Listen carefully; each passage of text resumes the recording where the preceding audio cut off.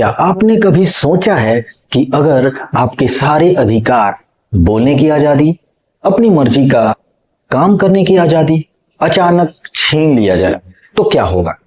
Hey everybody, मैं हूं प्रशांत और आज हम एक बहुत ही इंपॉर्टेंट कहानी समझने वाले हैं, भारत के फंडामेंटल राइट्स की कहानी। आज हम इसे रटेंगे नहीं बल्कि एक स्टोरी की तरह समझेंगे, इंग्लैंड के राजाओं से लेकर अमेरिका के बिल ऑफ राइट्स और आखिरकार हमारे अपने कॉन्स्टिट्यूएंट असेंबली तक। जब देश आजाद हुआ तब हालात बहुत खराब थे। तब कॉन्स्टिट्यूशंस मेकर्स ने सोचा पहले देश को अपने पैरों पर खड़ा करते हैं, बेसिक राइट्स देते हैं, दौड़ना तो हम बाद में भी सीख लेंगे।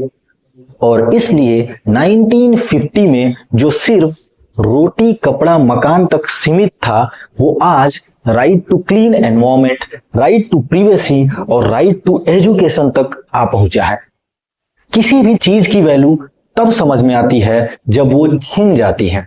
साल 1215 इंग्लैंड।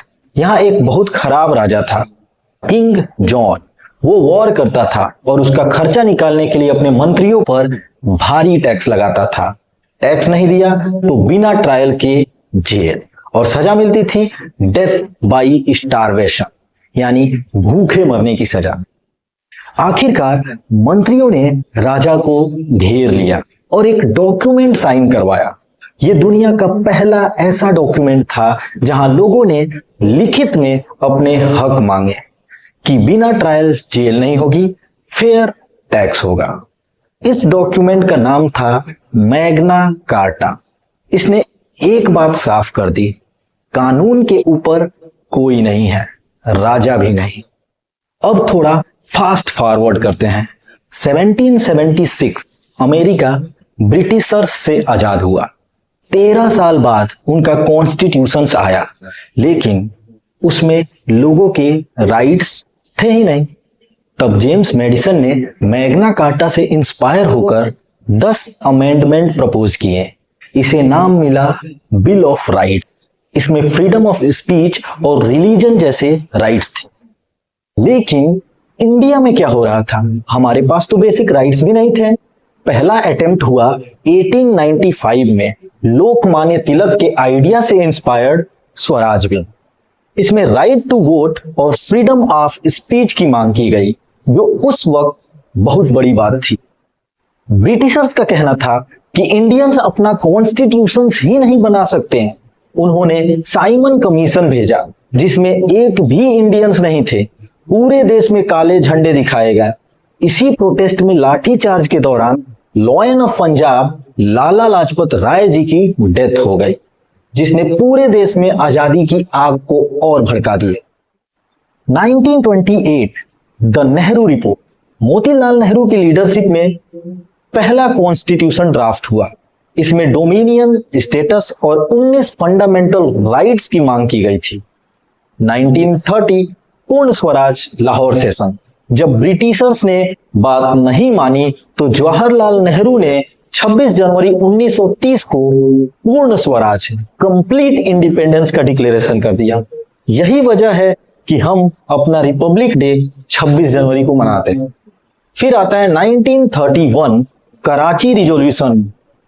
गांधी इरविन पैक्ट और भगत सिंह जी की शहादत के ठीक बाद कराची रिजोल्यूशन आया। इसने पहली बार बताया कि आजाद भारत के फंडामेंटल राइट्स और इकोनॉमिक पॉलिसी कैसी होगी। क्विट इंडिया मूवमेंट और वर्ल्ड वॉर II के बाद ब्रिटिशर्स समझ गए थे कि अब उनका खेल खत्म है। 1946 में आया कैबिनेट मिशन प्लान, जिसके तहत आखिरकार बनी हमारी कॉन्स्टिट्यूएंट असेंबली। असेंबली के सामने सरदार पटेल और डॉक्टर BR अम्बेडकर ने एक बहुत ही प्रैक्टिकल बात रखी। देश अभी बंटवारे और गरीबी से गुजर रहा है। हम रातों रात सबको सब कुछ नहीं दे सकते, इसलिए राइट्स को 2 हिस्सों में बांटा गया। पहला, सिविल और पॉलिटिकल राइट्स, जैसे बोलने की आजादी, ये तुरंत दिए गए। इन्हें कहते हैं जस्टिसिएबल राइट्स, यानी अगर ये छीने तो आप सीधा कोर्ट जा सकते हैं। ये बने पार्ट 3 फंडामेंटल राइट्स। दूसरा, सोशल और इकोनॉमिकल राइट्स, जैसे काम का अधिकार, राइट टू वर्क। देश के पास तब इतने पैसे नहीं थे, तो इन्हें गाइडलाइन बना दिया गया कि फ्यूचर में सरकारें इसे अचीव करेगी। ये नॉन जस्टिसिएबल है और बने part 4 directive principle of state policy. चलिए फंडामेंटल राइट्स के बारे में कुछ जबरदस्त फैक्ट जानते हैं।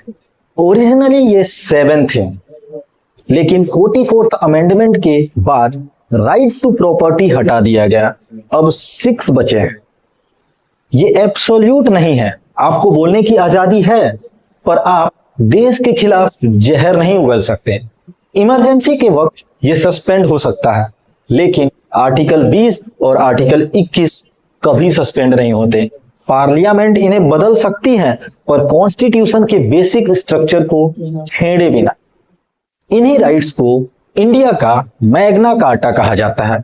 इस वीडियो को बनाने की रिसर्च में मुझे ये सब इतने अच्छे से समझ में आया कि मैं आंख बंद करके इसका डायग्राम बना सकता हूं।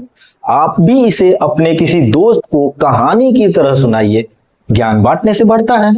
अगर आप कॉन्स्टिट्यूशंस के बाकी पार्ट्स भी इसी तरह समझना चाहते हैं तो मुझे कमेंट्स में जरूर बताएं।